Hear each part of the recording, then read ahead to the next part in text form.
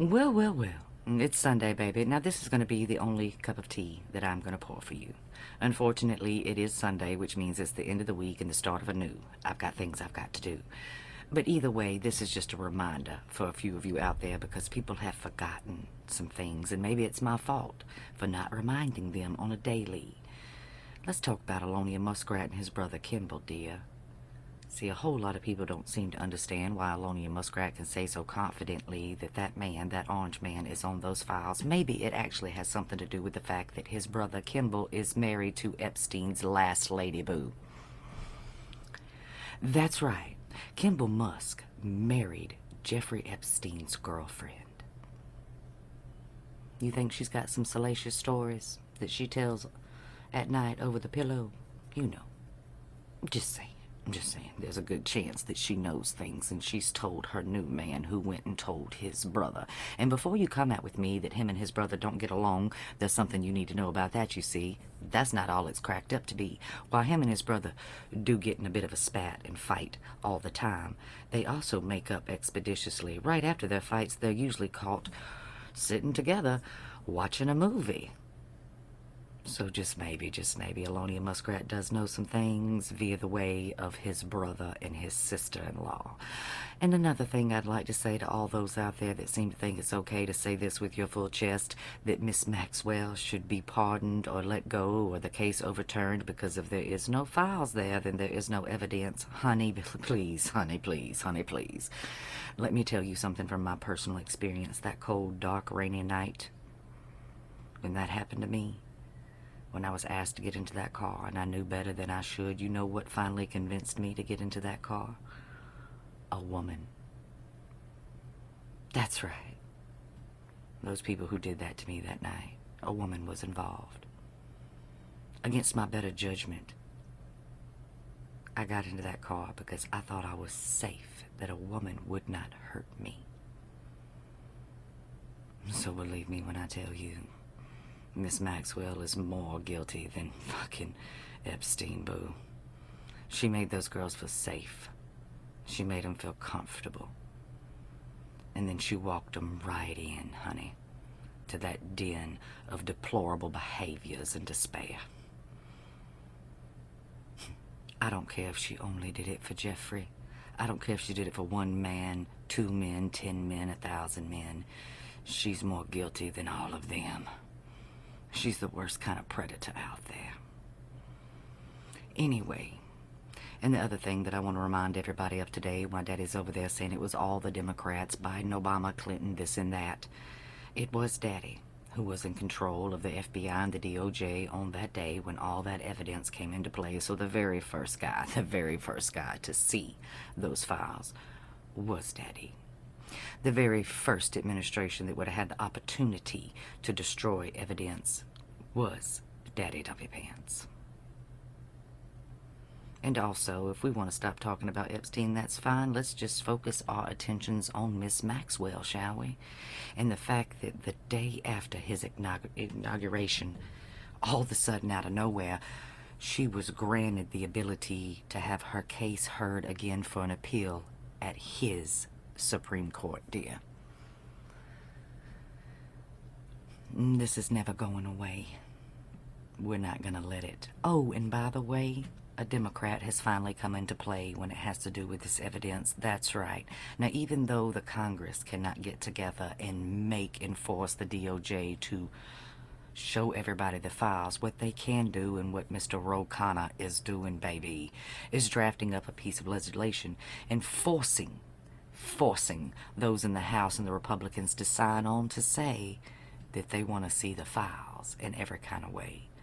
He's forcing their hand. They're going to have to choose, and the American people are going to see what they choose, baby. Are they going to side with Daddy and vote? No. We don't need to see the files. Just let it go. Because this would absolutely destroy them in the midterms, friend. Okay. Happy Sunday. Well. Yeah. So you know that the current administration, the Donald Trump administration, They have been hiding stuff from the MAGA people and the American people. But there's an old and timeless saying: if you are born a fool, you'll always remain a fool. And nowhere is that more evident than in the unwavering devotion of Donald Trump's supporter. A flock of fools blinded by spectacle, unable or unwilling to confront reality. Just take a moment to imagine this. The President of the United States, the person entrusted to lead, protect and represent the moral compass of an entire nation, has his name plastered all over Jeffrey Epstein's files. Identify one of the most notorious clients associated with that sickening web of exploitation and abuse of little children. But you know what they're trying to do? They're trying to make people live in fear, afraid of them. But you have to understand, people have nothing to lose. You can't scare them, because you only have one life to live. Millions of people die in this country for some of us to enjoy a little freedom. And those who are cowards will always be cowards. So yet, despite the gravity of this revelation of Donald Trump, being one of Epstein's client, and you're looking right now at the thumbnail, Donald Trump is saying, at least I'm at the top of the list. Do you think that if Joe Biden, Bill Clinton, or other Democrats were on this file of people involved in the Jeffrey Epstein sickening behavior of molesting little girls, that would be released in a jiff? There would be it would be a fanfare when they're releasing such thing. I remember that the current FBI director, although he will tell you that he's not black, although he's black, he'll tell you that he's Indian. Low self-esteem. And yet, despite the gravity of this revelation, Trump's supporter continue to cheer, to wave his flag, to chant his name. Why? Because fools them don't recognize the truth, even when it's staring them dead in the face. And of course, Trump's own Department of Justice, led by his loyal attorney, General Pam Bondi, did what they do best: lie and obfuscate. Bondi dismissed the existence of the ledger outright, claiming there was nothing to see here, all while knowing full well that Trump's name is written all over it. The cover-up was as shameless as it was predictable. The question we must ask is this: what kind of moral bankruptcy does it take to ignore the documents tie between a sitting president and one of the most infamous abusers of our time? And what does it say about the character of his supporters, who continue to excuse, deny, and defend such grotesque behavior? History has a way of exposing the truth, no matter how deeply it is buried or how loudly it's denied. And when the dust settles, Trump's name and the names of those who covered for him will remain etched in the same book of shame alongside Epstein. But you have to understand that you cannot shame the shameless. These are people who lack shame, decency.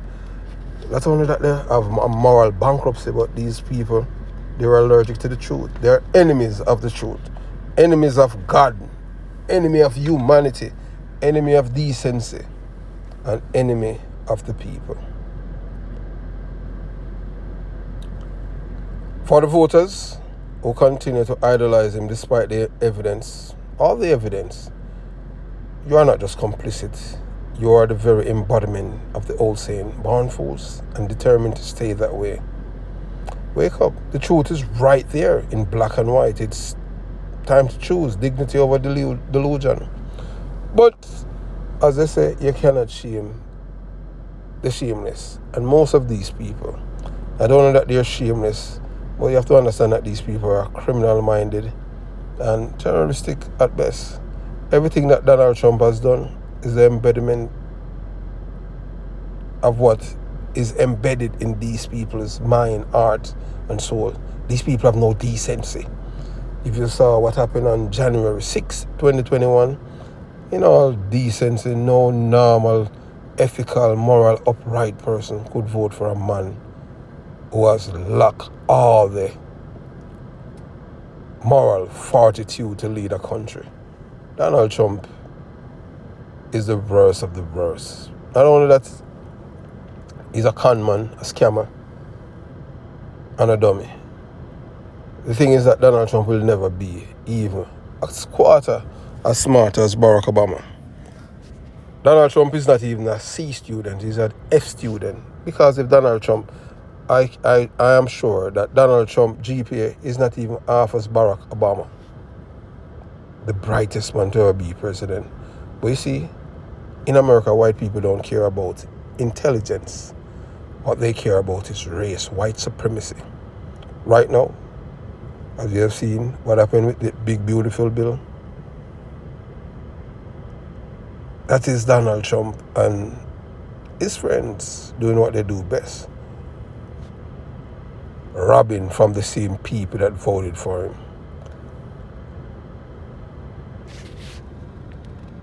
Yeah, so the moral bankruptcy of Trump supporters and voters, and a deeper question we must ask. There comes a point when a people's collective morality is tested, and the choices they make reveal not just who they are, but what they truly value. In the case of Donald Trump's supporters, those who continue to vote for and defend him, what we see is not merely misguided loyalty, but a profound and deliberate moral bankruptcy. These people see everything in Donald Trump as they think of themselves. These people are criminal at heart and terrorists. Let's begin with the central question. What kind of person votes for a man who tried to overthrow the very government he was sworn to lead? This is not a rhetorical question. It's a moral inquiry into the soul of a nation. Because to support such a man, even after his actions were exposed in light of day, require a particular type of ethical collapse. The betrayal of trust. When Donald Trump took office, he swore an oath, not to himself, not to his party, not to his followers, but to the Constitution of the United States. He promised to preserve, protect, and defend the laws and institutions of this republic. And yet, when faced with the possibility of losing power, he attempted to subvert the very system he swore to uphold. He spread lies, as he have done every day. The only time he's not lying is when he's sleeping, and when he's sleeping, he's thinking, he's dreaming of lying. This man doesn't have a soul. But you know that his end is near, because there's a true and living God. He spread lies about integrity of the election, pressure state officials to find votes, incite a mob to attack the Capitol, and then sat back as lawmakers, staffers, and police officers feared for their lives. For any citizen, any decent citizen, this should have been the end of their support. The betrayal was not just political, it was existential. But for millions, it wasn't. What kind of person? So what kind of person votes for a man like that? Someone who believes in power is more important than principle. Someone who is willing to sacrifice the truth if it's benefit their tribe. Someone who is so confused, and someone who is consumed by grievance, hatred, or fear that they would rather burn down the house than to see others live in it. It's the mindset of a person who has become morally bankrupt, who has traded conscience for convenience, integrity for ideology. These people have never had any form of integrity or ideology. These people are just evil. These are the people during the time when they used to burn and lynch black people. These are the same people that supported Donald Trump. They have no conscience. These are the same people that rape their daughters and have sex with their mothers. And this is not just about politics, it's about character. Supporting Trump, despite everything, is a declaration that democracy, decency, and the rule of law secondary or irrelevant compared to their personal anger or loyalty to him. One of the clearest indicators of moral bankruptcy is the inability to distinguish between a leader and a savior. Trump supporters treat him not as a public servant accountable to the people, but as a messiah figure beyond reproach. Trump's seat is reserved in hell. There's no way on earth God has anything to do with this man. I can tell you that. If there's one person that I know is destined for hell in 2025, is Donald Trump. They excuse every lie, dismiss every crime, justify every cruelty. They rewrite reality to fit his narrative. This kind of blind allegiance to a single man, particularly a man who has proven himself to be deceitful, vindictive, and self-service, is a betrayal of the very idea of a free and moral citizen's risk. When a nation tolerates such moral collapse, the consequences are profound. Institutions erode, truths become negotiable, violence become acceptable. The powerful learn that they can hack without accountability. And history is filled with examples of what happens when people excuse the inexcusable. From authoritarian regimes to genocides, from the fall of Rome to the rise of fascism, the pattern is always the same. A people willing to look away as long as their own resentments are appeased. It's worth noting that hypocrisy at the heart of this support. These are people who claim to be patriots, yet they side with a man who tried to dismantle the republic. They claim to revere the Constitution, yet they back someone who trampled it underfoot. They claim to love freedom, yet they embrace the authoritarian impulse of a man who wanted to install himself as a ruler, not a president. They shout about law and order, but took away when their chosen one break the law. Then they beat and kill police officers. They say we back the blow. Which blow? They quote scripture, yet support cruelty, dishonesty, oppression, and lying. We must all ask ourselves, what kind of country do we want to live in? What kind of example do we wish to set for our children? If millions are willing to vote for a man who attempted to overthrow his own government, what does that say about us?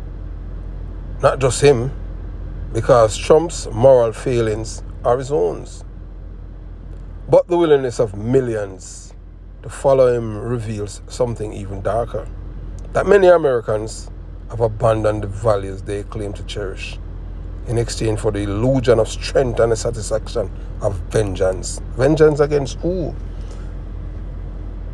The people who control the system are the rich people and the Republicans. They are the ones that are always against increasing the minimum wage so the people, them life can be much better. But most of these people that voted for him, they have a third grade education, they can't think. So they tell them that it's the immigrants and black people why they are suffering. And it's just simple. Immigrants and black people are not in charge of the system. It's white people. So once the people are fooled, they continue to fool them. The way back from the moral bankruptcy begins with honesty. Acknowledge what happened on January 6th. Recognizing that no one is above the law. Choosing principle over party. Refusing to excuse the inexcusable simply because it's our guy doing it. True patriotism is not blind loyalty. It is the courage to speak truth even when it's inconvenient, and to hold leaders accountable even when they are far from your own side. The moral bankruptcy of those who continue to support Trump despite the overwhelming evidence of his betrayal is a tragedy for this nation, but it is not inevitable. People can change, hearts and minds can be awakened, but it starts with asking and answering the hard questions. What kind of person would vote for a man who tried to overthrow the same government he was leading. If the answer is not me, then it's time to stand up and act like it. Because silence and complicity are not neutral. They are choices. And the longer we tolerate this kind of moral decay, the more it spreads and the harder it becomes to repair what has been broken. Choose dignity, choose principle, and choose country over cult. Donald Trump supporters, these are people not only morally bankrupt, but they are blind, dumb, illiterate, and low IQ people.